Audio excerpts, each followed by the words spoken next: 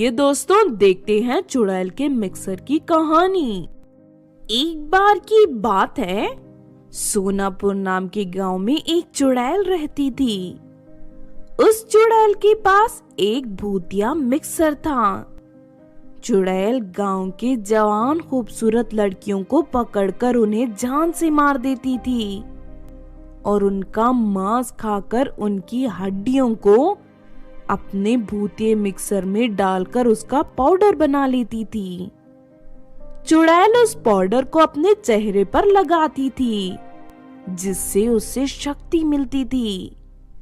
लेकिन धीरे धीरे चुड़ैल उस गांव की सभी जवान लड़कियों को मारकर खा चुकी थी और उस गांव में एक भी जवान लड़की बची नहीं थी। इस वजह से चुड़ैल उस गांव को छोड़कर वहां से चली जाती है। लेकिन काफी दिन तक भटकने के बाद भी उसे कोई जवान लड़की नहीं मिलती। धीरे धीरे चुड़ैल की शक्ति कम होने लगी और वो बीमार पड़ जाती। फिर एक दिन चुड़ैल एक पेड़ के ऊपर बैठी सो रही होती है कि तभी वहां राधा और कोमल नाम की दो लड़कियां आकर बातें करने लगती हैं। अगले महीने मैं पंकज से शादी कर रही हूँ, मेरी माँ तू भी अपने दोस्त रमेश से शादी कर ले।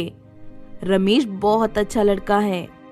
नहीं नहीं, मैं रमेश से शादी नहीं करने वाली, मैं तो उसके साथ सिर्फ टाइम पास कर रही हूँ।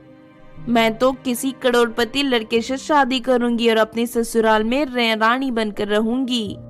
देखो कोमल, इस तरह लालच करना अच्छी बात नहीं है। तुम पैसों के लालच में आकर रमेश को धोखा मत दो। उसके जैसा लड़का तुम्हें जिंदगी में कभी नहीं मिलेगा। अरे तू एक नंबर की बेवकूफ है। आज की दुनिया में सिर्फ पैसे ही काम आते हैं। जिसके पास पैसा हो दुनिया से सबसे सुखी इंसान है।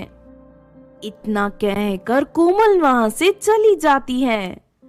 दूसरी तरफ पेड़ पर बैठी चुड़ैल उन दोनों की सारी बातें सुन लेती है। चुड़ैल कोमल के पास जाकर उसे ढेर सारे पैसे देने का लालच देती है और उसके बदले में कोमल से वो वादा लेती है कि वो रोज एक जवान लड़की को उसके पास लेकर आएगी। कोमल पैसों के लालच में आकर चुड़ैल की बात मान लेती है। फिर अगले दिन कोमल अपनी सहेली रीना से मिलने उसके घर जाती है। रीना, मैंने सुना है हमारे गांव के पास एक नया ब्यूटी पार्लर खुला है।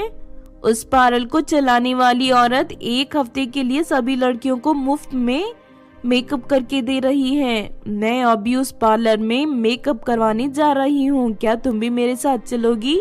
अरे वाह, मुफ्त में मेकअप कराने मिलेगा तो भला कौन इनकार कर सकता है। चलो अभी चलते हैं। इस तरह कोमल रीना को अपने साथ लेकर चुड़ैल के घर पहुँच जाती है। कोमल, ये तो बहुत ही डरावनी जगह है। ये घर देखकर मुझे घबराहट हो रही है।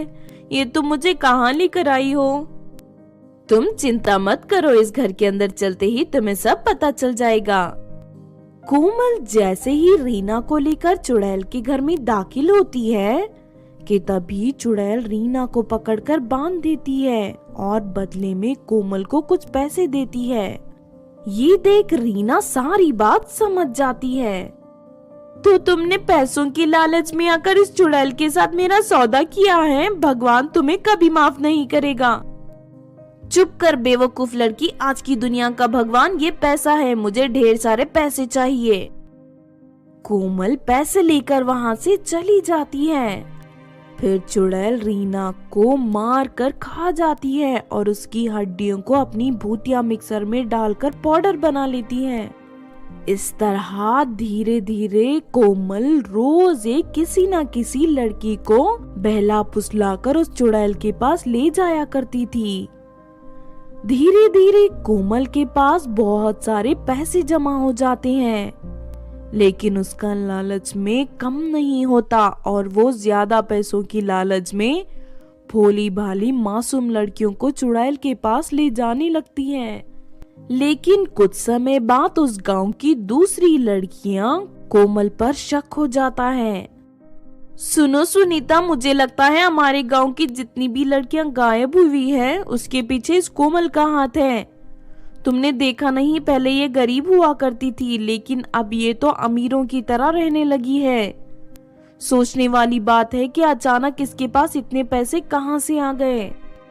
तुम ठीक कहती हो नैना, मुझे ये कोमल बिल्कुल पसंद नहीं है, इसे दूर रहने में ही हमारी भलाई है। इस तरह सभी लड़कियां कोमल से बात करना बंद कर देती है।